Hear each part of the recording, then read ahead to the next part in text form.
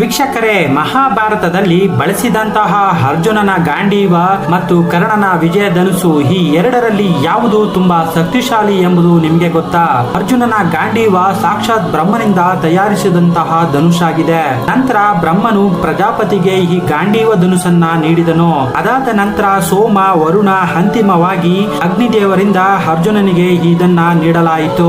ಈ ಗಾಂಡೀವ ಧನುಸು ಎಷ್ಟು ಶಕ್ತಿಶಾಲಿಯಾಗಿತ್ತು ಎಂದರೆ ನಿರಂತರವಾಗಿ ಅನಂತ ಬಾಣಗಳನ್ನ ಬಿಡುವಷ್ಟು ಮತ್ತು ದೇವಾನುದೇವತೆಗಳು ಮತ್ತು ಗಂಧರ್ವರನ್ನೇ ಸೋಲಿಸುವಷ್ಟು ಮತ್ತು ಭೂಮಿಯನ್ನೇ ತಲ್ಲಣ ಮಾಡುವಷ್ಟು ಶಕ್ತಿಶಾಲಿಯನ್ನ ಈ ಗಾಂಡೀವ ಧನುಸ್ಸು ಹೊಂದಿತ್ತು. ಮತ್ತು ಈ ಗಾಂಡೀವ ಧನುಸ್ಸು ಸಾಕ್ಷಾತ್ ವಿಷ್ಣುವಿನ ಶಕ್ತಿಯ ಅಂಶವನ್ನ ಹೊಂದಿತ್ತು ಎನ್ನಲಾಗುತ್ತದೆ. ಇಂತಹ ಗಾಂಡೀವ ಧನುಷನ್ನೇ ಮೀರಿಸುವ ಧನುಸ್ಸು ಎಂದರೆ ಅದೇ ಕರ್ಣನ ವಿಜಯ ಧನುಸ್ಸು. ವೀಕ್ಷಕರೇ, ಈ ವಿಜಯ ಧನುಸ್ಸು ಸಾಕ್ಷಾತ್ ಪರಶಿವನಿಗೆ ಸೇರಿದ್ದಾಗಿದೆ. ಆದರೆ ಶತಕೋಟಿ ವರ್ಷಗಳ ತಪಸ್ಸಿನಿಂದ ಪರಶುರಾಮರಿಗೆ ಈ ವಿಜಯ ಧನುಸ್ಸು ಸಿಗುತ್ತದೆ. ನಂತರ ಈ ವಿಜಯ ಧನುಸ್ಸು ಕರ್ಣನಿಗೆ ಲಭಿಸುತ್ತದೆ. ವೀಕ್ಷಕರೇ, ಈ ವಿಜಯ ಧನುಸ್ಸು ಎಷ್ಟು ಶಕ್ತಿಶಾಲಿಯಾಗಿತ್ತು ಎಂದರೆ ಭೂತ, ಪ್ರೇತ, ದೈತ್ಯ, ದೇವತೆ ಯಾರು ಈ ಧನುಸನ್ನ ಎದುರಿಸಲು ಅಸಾಧ್ಯವಾಗುತ್ತಿತ್ತು.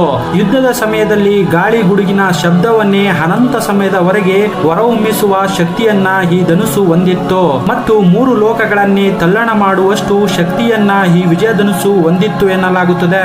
ವೀಕ್ಷಕರೇ, ಪುರಾಣಗಳ ಪ್ರಕಾರ ವಿಜಯ ಧನುಸ್ಸು ಗಾಂಡೀವಕ್ಕಿಂತ 10 ಪಟ್ಟು ಹೆಚ್ಚು ಶಕ್ತಿಯನ್ನ ಹೊಂದಿತ್ತು ಎಂದು ಪರಿಗಣಿಸಲಾಗುತ್ತದೆ.